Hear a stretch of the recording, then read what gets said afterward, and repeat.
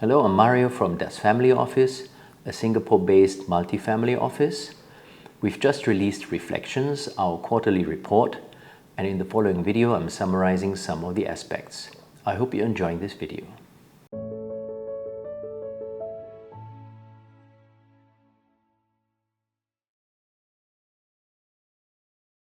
The third quarter is behind us and it was very volatile. More volatile than usually because third quarters are typically associated with a lot of volatility. There have been many Augusts, many Septembers where markets are really bad. But this year was quite different. We've seen the crash in Japan on August 5th, whereby the market collapsed more than 20%, which was almost historic. And this crash naturally had an impact for global equity markets overall. On that particular day, volatility in the US for the S&P 500 index shot up to 60.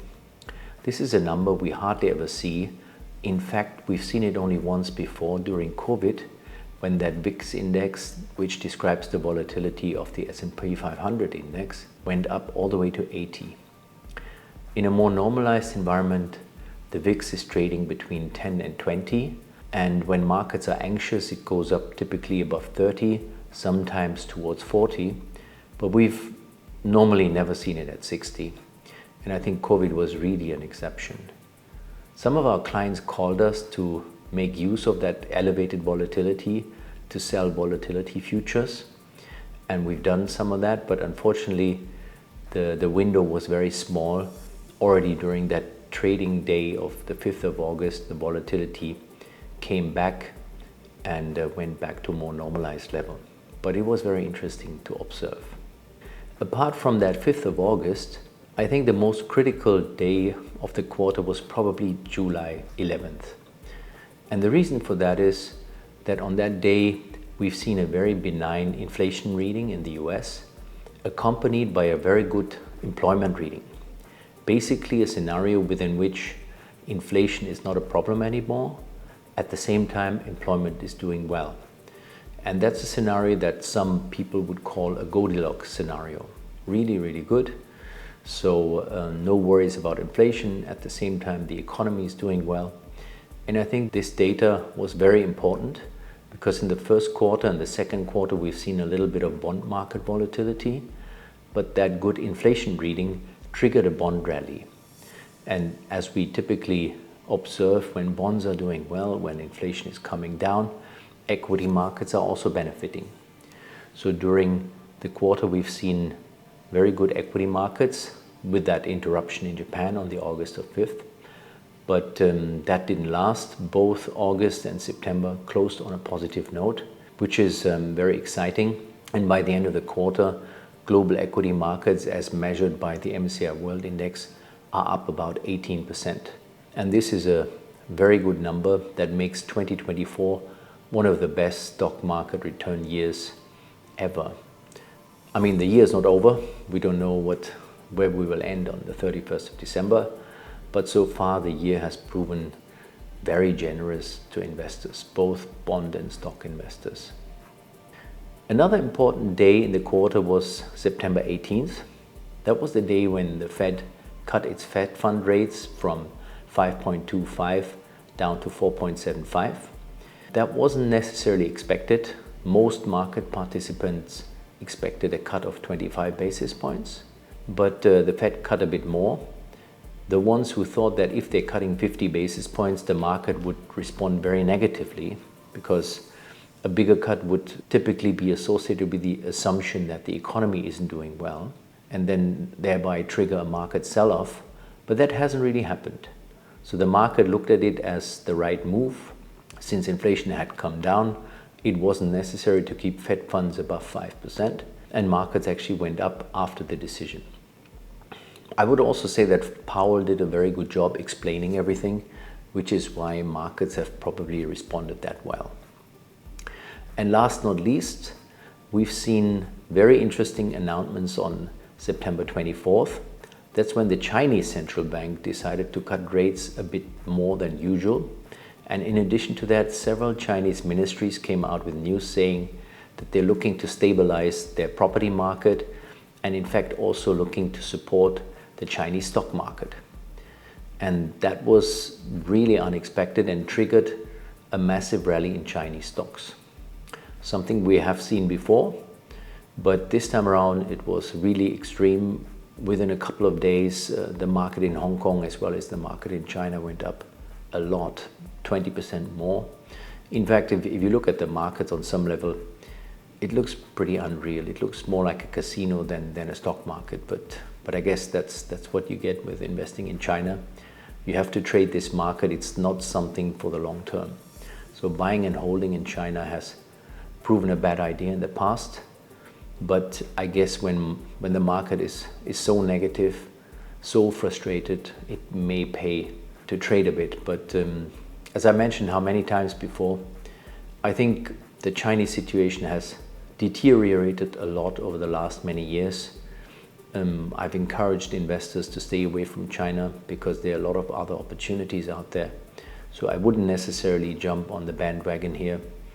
I'm still very, very skeptical, and I'm staying at the sidelines. I'm not participating in this rally. Now, since we've had such a great quarter, the question is, what's going to happen in the fourth quarter? Naturally, as always, we don't know what the future holds, and we wouldn't pretend that we know it this time. But what we do know is that if you buy an asset at the right price, you tend to do well over time.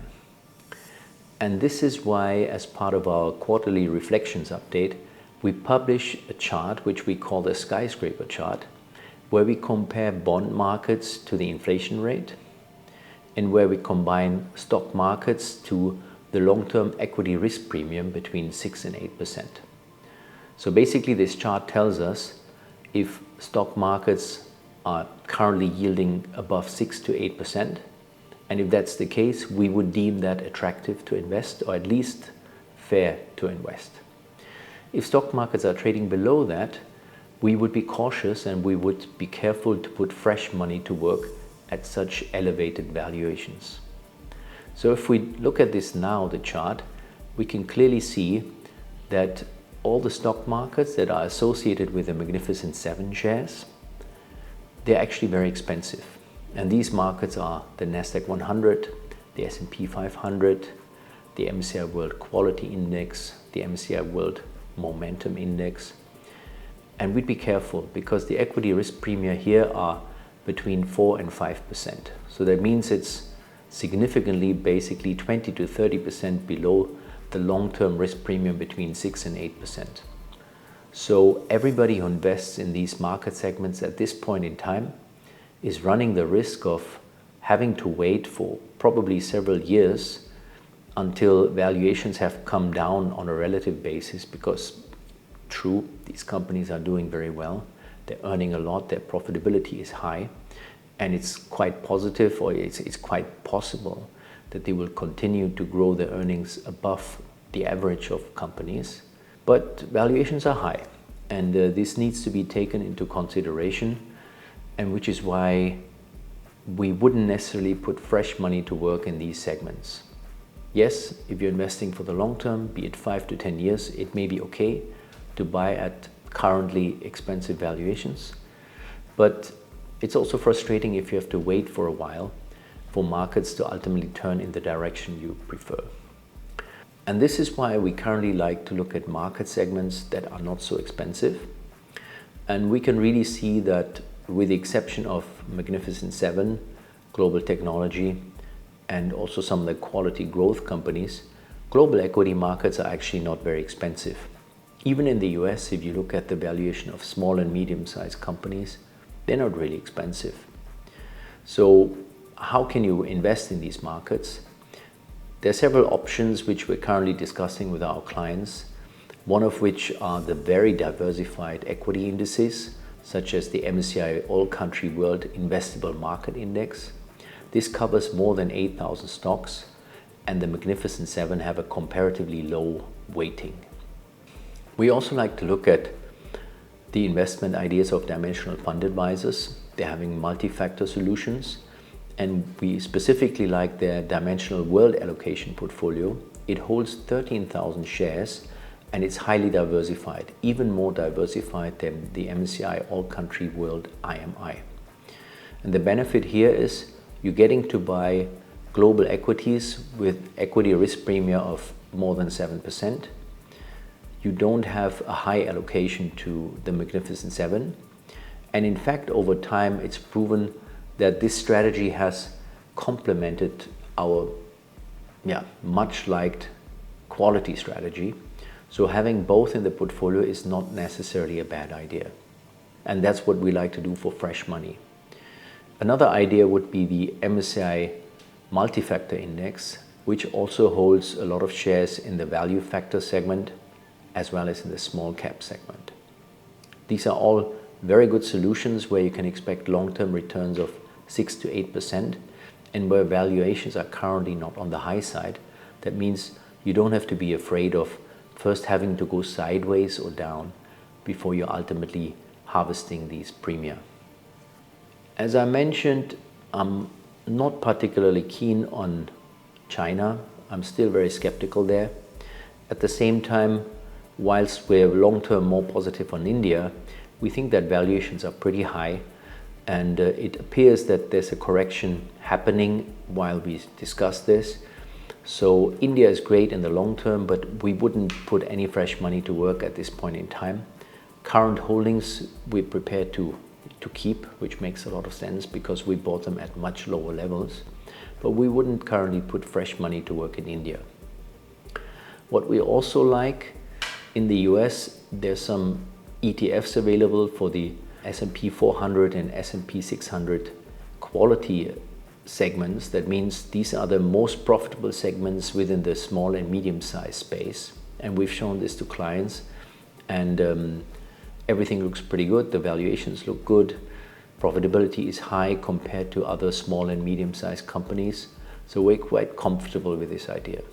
And we do expect that in the long term, we can expect 6 to 8% per annum and more. Last not least, I'd really like to encourage you to take a look at our quarterly document, the Reflections.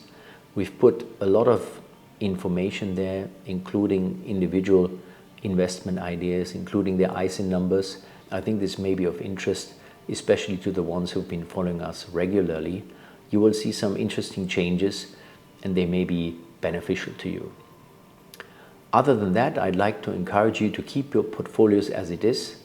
Don't change your portfolio, don't change your allocation.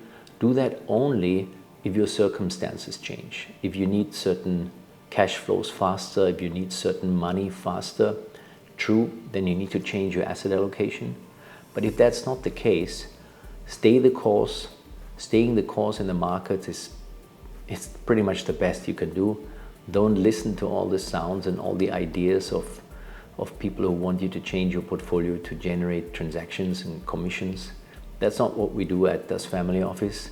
We're looking to help you build portfolios that work, that last, that have good returns, and together we're growing stronger. Well, that's the end of the summary here.